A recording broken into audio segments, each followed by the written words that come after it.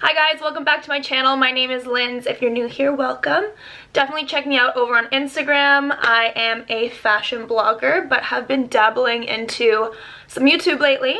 And as you can see by the title, today we're going to be talking Vegas. Vegas is one of my favorite places on earth. I think a lot of people think you go to go drink, do drugs, hook up, all this bad stuff in Sin City, but to be honest, I love it because everyone there is on the same page. Everyone's there to have fun, have a good time, and it's always just good vibes. And while I'm in Vancouver, I live in Vancouver, I'll go to casual bars with my friends. I'm way too old to go clubbing or anything, but versus a yoga retreat weekend, which some people do, I think going to Vegas, dancing, laughing, and just letting loose and blowing some steam in Vegas is just what I need every year, so I've made Vegas an annual trip. So as a frequent Vegas goer, I've been to Vegas 5 times now in the last 4 years. I do have some tips and tricks, and especially the first few years I was definitely on a budget.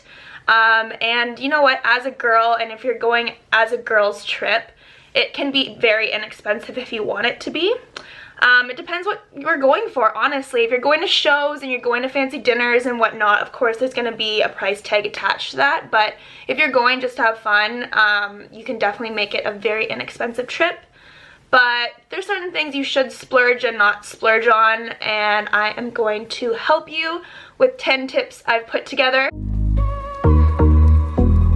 If you're going to Vegas, first of all, I'm jealous because my annual trip is already over and I'll probably have to wait a year, if not more, before I go again. So tip number 1, although this is a video on how to go to Vegas on a budget, tip number 1 is actually to splurge on a hotel that is central on the strip. So if you've never been to Vegas, you probably don't realize how huge the strip is. It's miles long. The size of the hotels are huge, so nothing's really walking distance, but you definitely want to be staying somewhere central where you are able to take quick little cabs or Ubers, because otherwise you'll end up spending hundreds of dollars on cabs, Ubers, or lifts over the weekend. If you stay at an Airbnb off the strip, that's gonna be hundreds of dollars, and if you stay on the strip but way farther one end or way farther down the other end, just don't do it. I would personally suggest MGM. MGM's my favorite. MGM Grand, that is.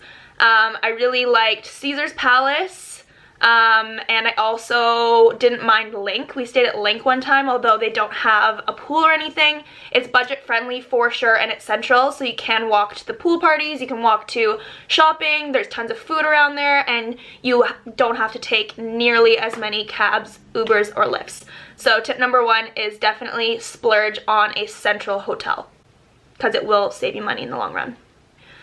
Tip number 2 is to download Uber and Lyft. I think that's a pretty standard tip. It's a lot cheaper than cabs, and inevitably if you're girls and you're on a girls trip, you're gonna be wearing heels and you're not gonna wanna walk to some of the nightclubs, pool parties, whatever.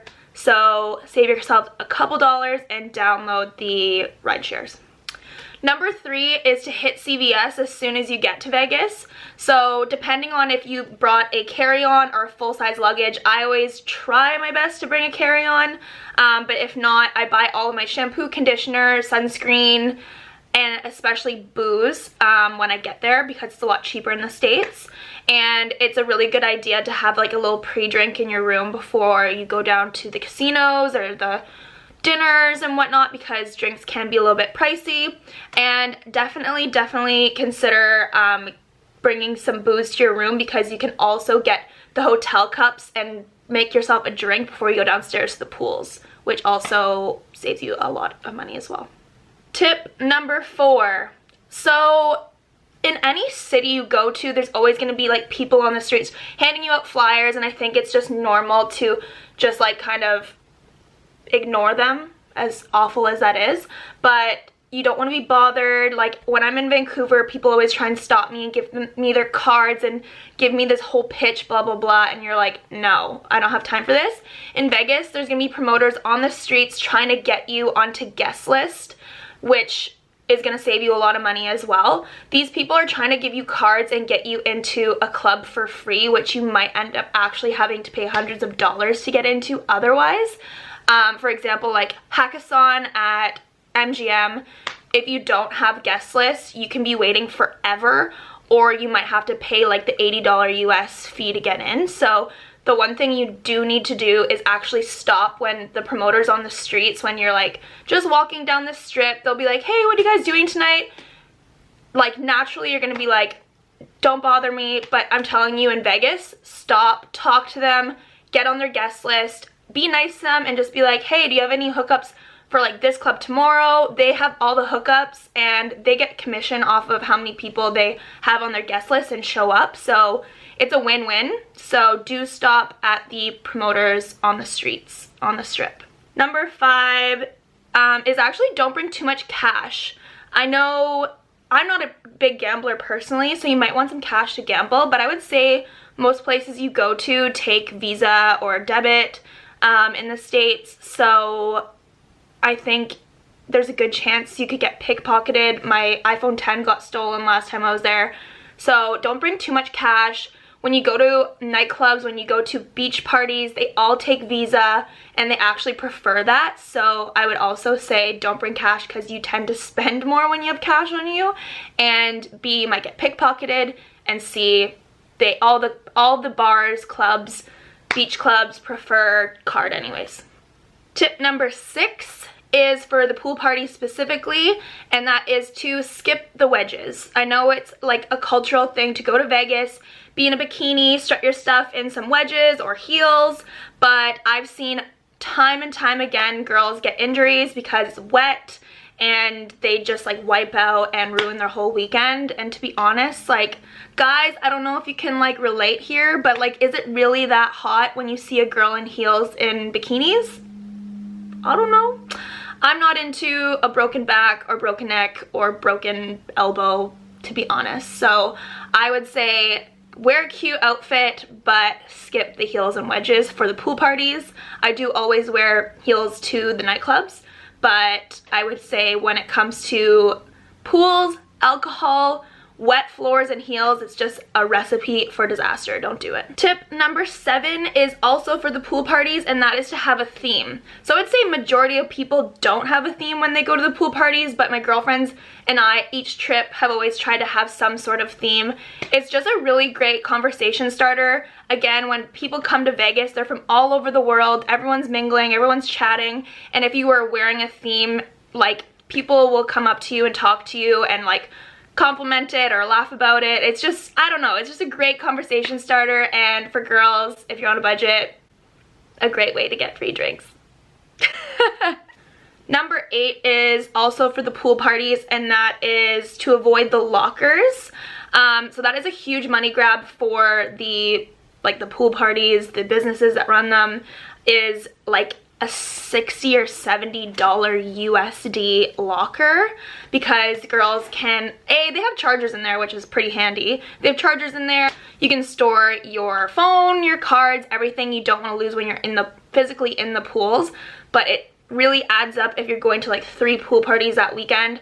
Now that fanny packs are in, that's what I've been rocking. I've just been wearing a fanny pack to the pools, putting my phone, everything in there, and just kind of like keeping it above water. You just have to be careful. But if you're on a strict budget, I would say wear a fanny pack. Is it worth it to spend $70 on a locker for the day? If there's a lot of you, sure, but there's only like 3, 4 of you, it's kind of still pricey, but I have done it. I can't deny that I've done it.